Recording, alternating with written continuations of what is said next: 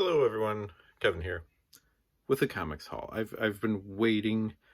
I have a lot of stuff I've bought that I just want to show off, and it seems like people like a good amount of YouTube hits, good amount of comments and everything. And I mean, I'm casual with it. My kid has his YouTube channel and loves it and obsessed with it. And we actually got to record some videos soon because we haven't in a while. School. But I kind of slacked on mine for a while for many reasons. And I just think that these hauls, these comic things and thrift shops and bookstores and all this cool stuff I'm finding, it works better as a blog. Or sorry, as video. I took pictures of all this, so that's gonna be the still image on the post on the website. I don't know, YouTube seems to pick its own image because I don't have enough subscribers or anything to pick my own yet. We'll get there maybe one day. And I'm not over by my comic stacks usually, like I've been the last few videos, because my cats are sleeping over there right now and I don't feel like moving them. So this is a graphic novel shelf behind me. Oh, actually that might be, is that a better angle? I don't know. Anyways, so this was a short trip to the comic store. Last week my kid didn't have school. Well, Veterans Day. Kid didn't have school. I didn't have work. My wife worked much later in the day. We went over to next town over so she could do some shopping, bought some toys for a kid, and my local comic shop is right there too. I'm like, hey, listen, I know there's something waiting for me, and I would like to just get like one or two other things. Sure. So the one waiting for me is, I somehow ended up with the variant ones of Book 1 and 2, not on purpose, it just kind of happened. So then I wanted the variant copy of Three Jokers #3 as well. My local comic shop didn't have it day one. I believe they were shorted it, but they had it, a week later. So I have that to add to it. I got a couple of the cards in here as well, which I can't take out right now, one-handed. But I'm just kind of happy I have the variant ones, like a nice collection of the variant covers for it. It's a very cool series. I'm gonna save this one for a little later. So I found this in the back issue bins, the Marvel 25th Anniversary border covers. I'm kind of thinking I want to collect these. Like, this is a big thing that I remember when I first started getting comics. This is from 1986, and I started getting comics in 87. So a lot of these were still kind of like, quote, fresh, And then I discovered local comic store a few years after that. And I just remember seeing these all the time. And I probably could have gone for like $1 or $2, but no, I had to buy stupid Image comics that I didn't care about, but it was Image. I had to have like 100 issues of X-Men and then realize I don't really care that much about them. Instead of buying Avengers books, which I did like. I was called the Avengers kid buying comics then. So I think every Marvel comic that was out at the time did one of these border covers all in the same month.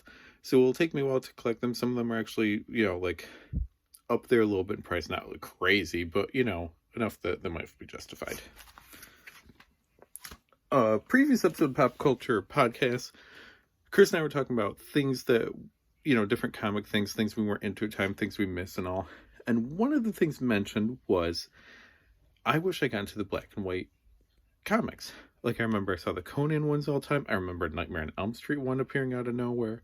Vampirella. There was an eerie or creepy or something comic that I found in my grandparents' attic that must have belonged to one of my uncles that creeped me out so much I threw it under the bed when I was a kid, and I don't know whatever happened to it. But I kind of wish I had it, because I'm just curious now. So I just kind of randomly grabbed an old black and white comic, oversized. Geez, I don't even see the year on it, so I'm not sure. But I grabbed a Savage Tales featuring Kazar. I mean, clearly it's Marvel.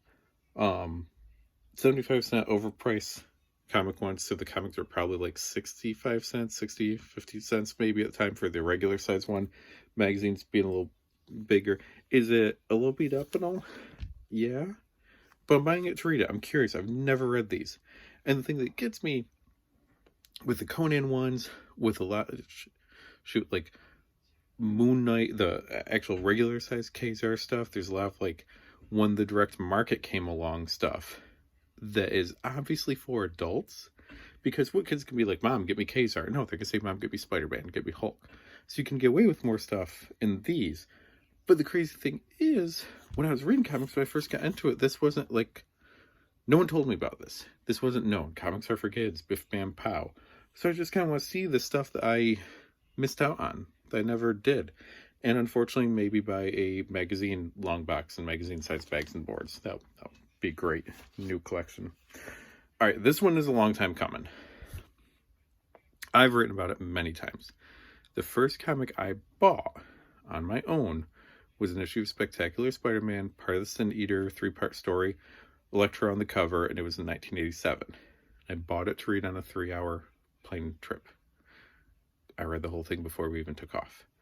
But rereading it, going through Stan's soapbox, letters pages, all the other stuff is what got me into comics. You know, checking out the ads and all, like studying over it. But there were 2 comics that showed up in my house beforehand. A random Superman one where he fights Terra Man, who's a cowboy with a robotic horse, and an issue of Spider-Man. And I remember so many details of Spider-Man. He's fighting a bunch of bad guys. Silver Sable was in it. I can remember so much, but I couldn't remember exactly what issue it was. And maybe earlier this year, I thought I bought it. I bought part 1. Turns out I had part 2 years ago. And I finally bit the bullet. I was like, I haven't read this comic probably since it came out. 35 years maybe. And I remember it though, to this day. I need this in my collection. I need to buy another one. Who knows what happened to the original. So I found Amazing Spider-Man 281. This is the one I remember, fighting all these bad guys.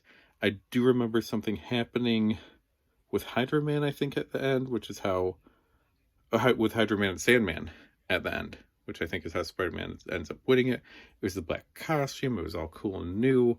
So like I said, I haven't read this in probably 35 years, and I'm excited. I'll definitely do a review for it. So that is a mini haul. That's my Veterans Day haul from the comic shop. I got like 3 or 4 bags in the other room of stuff I need to do a video for, and then I can put away, and then I can do reviews later. So hope you enjoy it. Like I said, I got a few more of these to get through. Lots of comic reviews, lots of stuff I'm trying on my own because I want to create myself at some point too. And you know, thank you to everyone for this journey. Remember, masslibrary.com, got the Pop Culture Pub podcast, got the House Show podcast. I'm everywhere. See you later.